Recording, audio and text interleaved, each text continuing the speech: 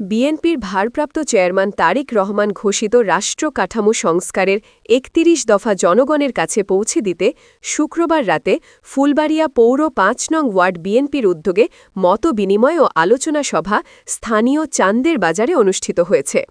আব্দুল লতিফ চৌধুরীর সভাপতিত্বে প্রধান অতিথির বক্তব্য রাখেন ময়মনসিংহ দক্ষিণ জেলা বিএনপির যুগ্ম আহ্বায়ক ও উপজেলা বিএনপির আহ্বায়ক আখতারুল আলম ফারুক।